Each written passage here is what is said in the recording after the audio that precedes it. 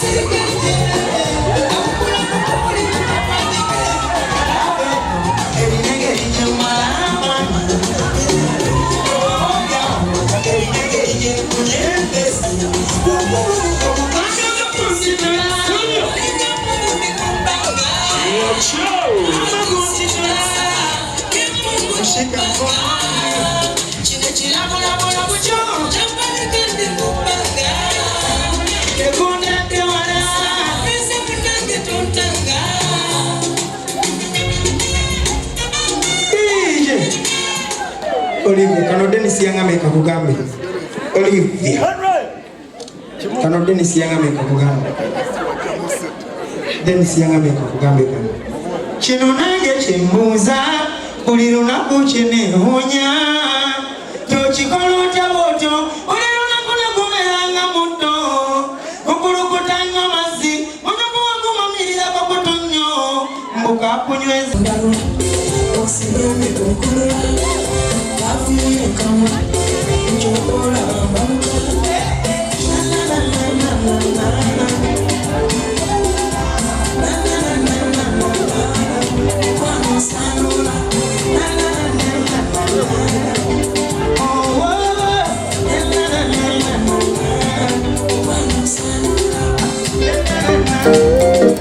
Bagabudde ekimisana anti omuganda yalugera nti ogenda enjala terutera kutta bannayina emmere ekwasa appetite mwebale kugabula bagenyi bammwe. Do you believe in love? How crazy it could be, baby, stop. Take it easy. When you leave, I swear I can't breathe. Do you really care, baby? Even wonder your homicide. You are my fantasy, my only desire. Kukutekereza nijoro bituma nasinzira, 'cause you make me fall in love. Darling, if you touch me one more time, I might lose my mind. Baby, it's too much here. Can we go slowly? 'Cause I can't take it. 'Cause I can't take it. 'Cause I can't take it. 'Cause I can't take it. Give me your attention.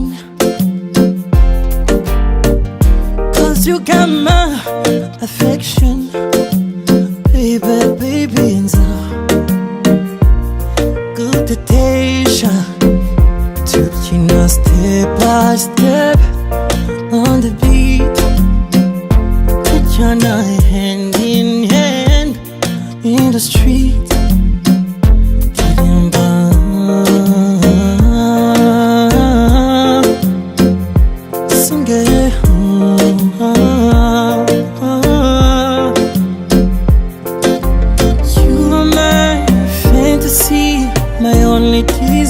Bakyusiza era ne bakomawo mu style.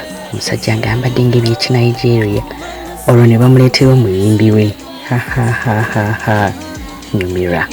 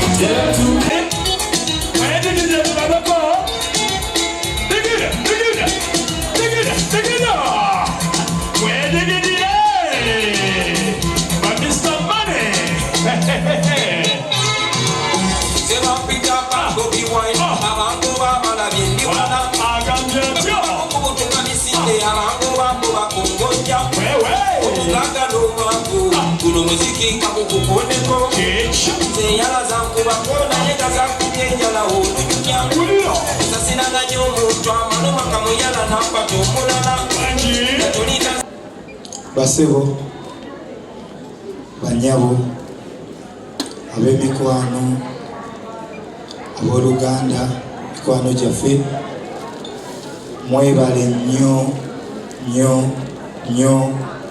mwebalire ddala okutubeererawo ku mukolo gwaffe.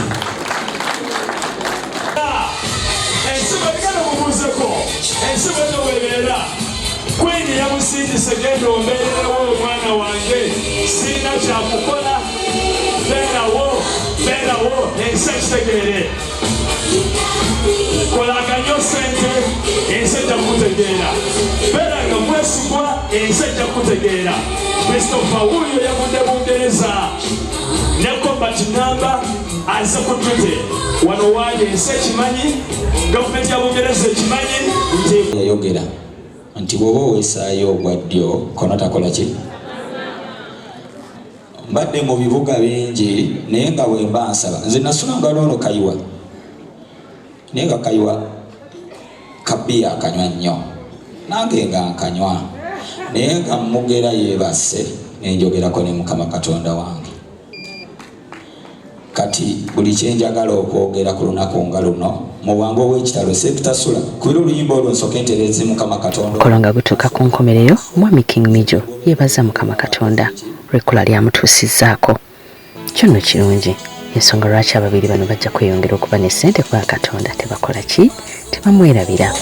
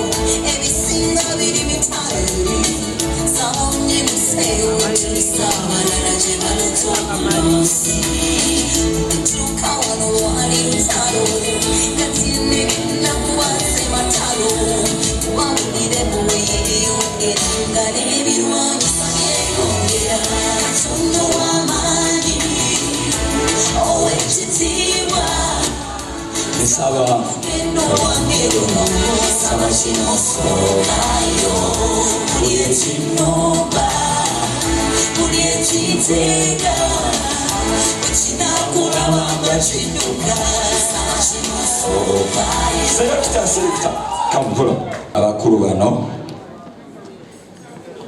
mubadde mugamba Donoziyo akoze bino, Donoziyo yakola biri, Donoziyo anzije wano atuusizza wano, naye wakati mu lugendo nina emikwano envubuka abavubuka envumuulo abato bentambula nabo mu lugendo luno.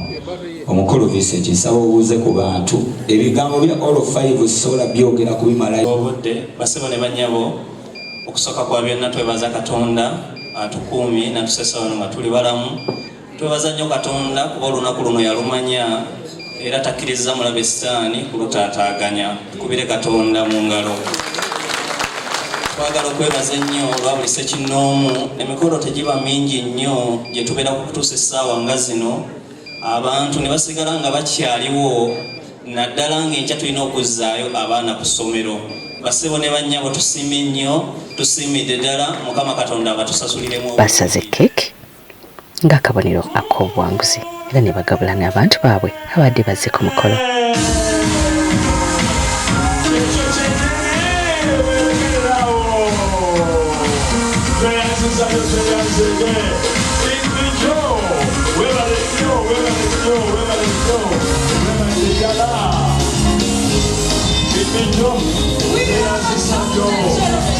Kati n'owulira oli bwagamba babanno bwe beekoza baleke ku mbaga yaabwe beekoze kwe kuyiyo naawe olyekoza ebibyo. iri munno nga yakuwadde kinene ekisingako. Okay, katugende solawuno bamuwa kyamukola wano baaba laavu eri wano gwe yabivaako n'oyagala obiteeko aganyabo.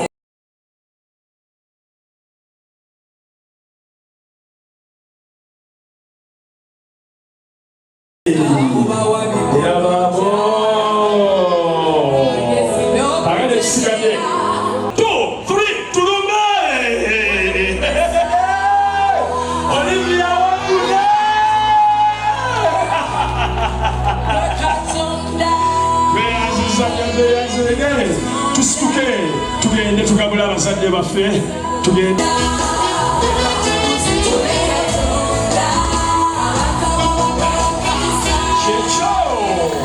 Congratulations Olivia ne Dennis Matovu mwebaye kuleta mukolo ku Delta TV tukole kama abateremu obwangu mu maka gammwe. swimming pool, waliwo ekifo kigazi, ample parking space. Nkoledde wano ku Royal Suites e Bugolobi. Wakakkamu nosobola n'okukolerawo kye bayita wedding meetings, okolera wedding reception, okujja n'owummulamuko ne honeymoon musobola ogikolera wano by the way ku Royal Suites kuba tewabaawo n'omu abasumbu. Okitegeera Royal Suites e Bugolobi is the #1 place to be. Maliriza Bampita Sharita mazima wanvu ko Simon Bashaita ya editing a program ate ngali ku camera ye William Ndawula Alaba TV yegwe.